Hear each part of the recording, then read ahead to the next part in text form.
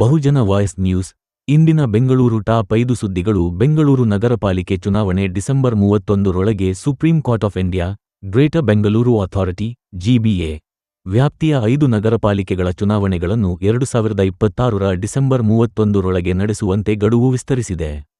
ರಾಜ್ಯ ಸರ್ಕಾರ ಆದೇಶವನ್ನು ಪಾಲಿಸುವುದಾಗಿ ತಿಳಿಸಿದೆ. ಚುನಾವಣೆ ಮುಂದೂಡಿಕೆ ಕುರಿತು ಬಿಜೆಪಿ ಟೀಕೆ. ಕರ್ನಾಟಕ ಬಿಜೆಪಿ ಅಧ್ಯಕ್ಷ ಬಿ.ವೈ.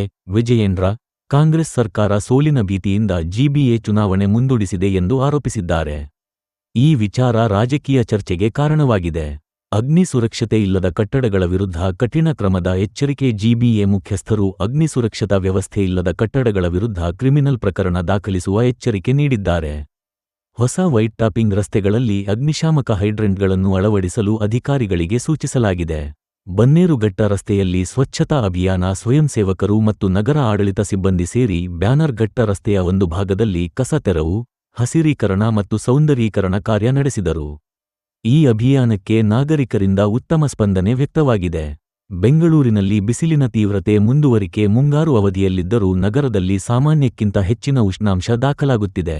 ಹವಾಮಾನ ತಜ್ಞರು ದುರ್ಬಲ ಮುಂಗಾರು ಪರಿಣಾಮವಾಗಿ ಬಿಸಿಲಿನ ತೀವ್ರತೆ ಮುಂದುವರಿಯುವ ಸಾಧ್ಯತೆಯಿದೆ ಎಂದು ತಿಳಿಸಿದ್ದಾರೆ.